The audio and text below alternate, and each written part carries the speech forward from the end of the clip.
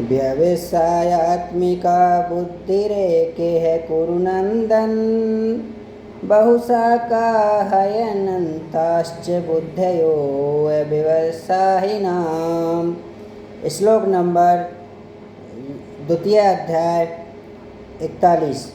अर्जुन, ऐसे निष्काम कर्म योग में क्रियात्मका बुद्धि एक ही है, क्रिया एक है और परिणाम एक ही है।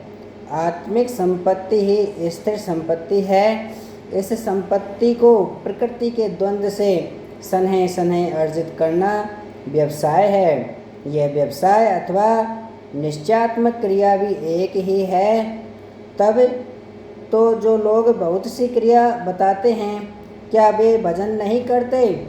श्री कृष्ण कहते हैं, हाँ, वे भजन नहीं करते। उन पुरुषों की बुद्धि अनंत शाखाओं वाली होती है, इसलिए अनंत क्रियाओं का विस्तार कर लेते हैं।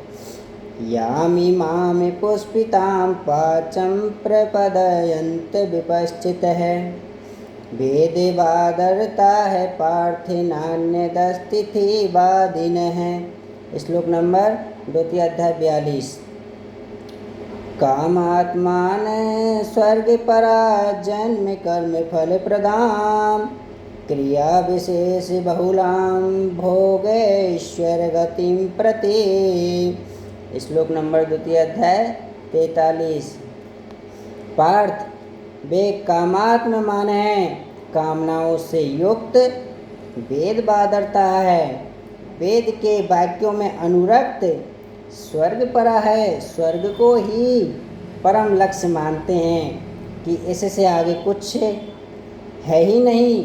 ऐसा कहने वाले अविवेकी जन जन्म मृत्यु रूपी फल देने वाली एवं भोग और ऐश्वर्य की प्राप्ति के लिए बहुत सी क्रियाओं का विस्तार कर लेते हैं और दिखावटी शोभायुक्त वाणी में व्यक्त भी करते हैं। अर्थात अविवेकियों की बुद्धि अनंत भेदों वाली होती है। वे फल वाले वाक्य में ही अनुरक्त रहते हैं, वेद के वाक्यों को ही प्रमाण मानते हैं, स्वर्ग को ही श्रेष्ठ मानते हैं। उनकी बुद्धि बहुत सी भेदों वाली है, इसलिए अनंत क्रियाओं की रचना कर लेते हैं।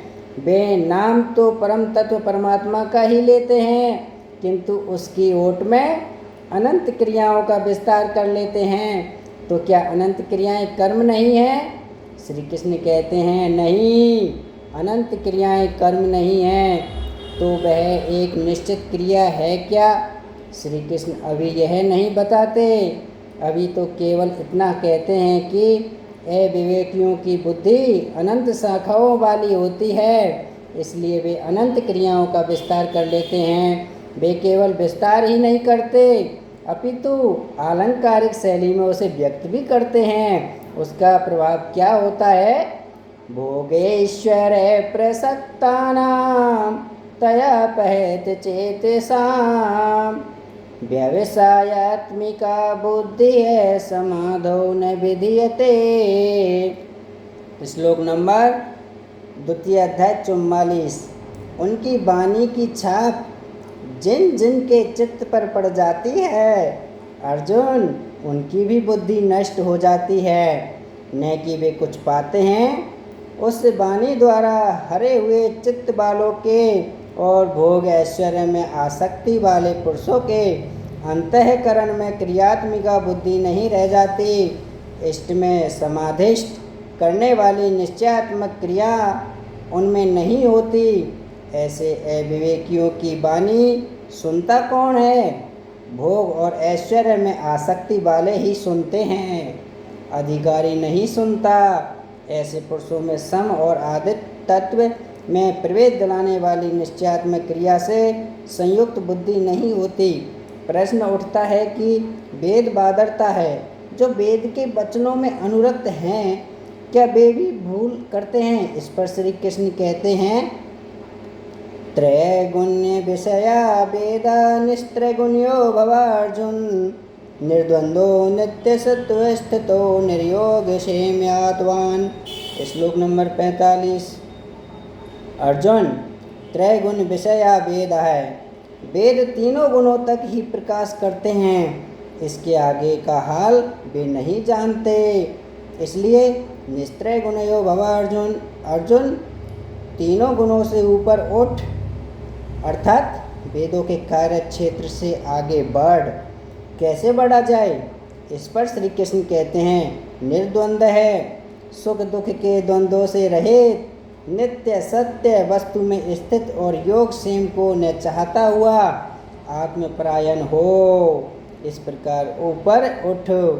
प्रश्न उठता है कि हम ही उठें या कोई वेदों से ऊपर उठा भी है। श्री कृष्ण बताते हैं कि आगे जो भी उठता है ब्रह्म को जानता है, और जो ब्रह्म को जानता है वह विप्र है। यावानर्थ उदपान सर्वतः समलुदोदके, तावान सर्वेषु वेदेषु ब्रह्मणस्य विजानतः। श्लोक नंबर 2 अध्याय 46। सब ओर से परिपूर्ण जलाशय के प्राप्त होने पर मनुष्य का छोटे जलाशय से जितना प्रयोजन रहता है, अच्छी प्रकार ब्रह्म को जानने वाले ब्राह्मण का वेदों से उतना ही प्रयोजन रहता है। तात्पर्य यह है कि जो वेदों से ऊपर उठता है वह ब्रह्म को जानता है, वही ब्राह्मण है। अर्थात तू वेदों से ऊपर उठ, ब्राह्मण बन। अर्जुन क्षत्रिय था, श्री कृष्ण कहते हैं कि ब्राह्मण बन। ब्राह्मण, क्षत्रिय इत्यादि वर्ण स्वभाव की क्षमताओं के नाम हैं। यह कर्म प्रधान है, न कि जन्म से निर्धारित होने वाली कोई रूढ़ी। जिसे गंगा की धारा प्राप्त है उसे शुद्र जलाशय से क्या प्रयोजन। कोई उसमें शौच लेता है तो कोई पशुओं को नहला देता है, इसके आगे कोई उपयोग नहीं है। इसी प्रकार ब्रह्म को साक्षात जानने वाले उस विप्र महापुरुष का, उस ब्राह्मण का वेदों से उतना ही प्रयोजन रह जाता है। प्रयोजन रहता अवश्य है, वेद रहते हैं क्योंकि पीछे वालों के लिए उनका उपयोग है। वहीं से चर्चा आरंभ होगी।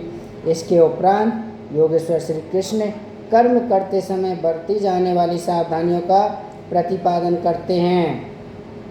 ओम बोलो ओम श्री सद्गुरुदेव भगवान की जय।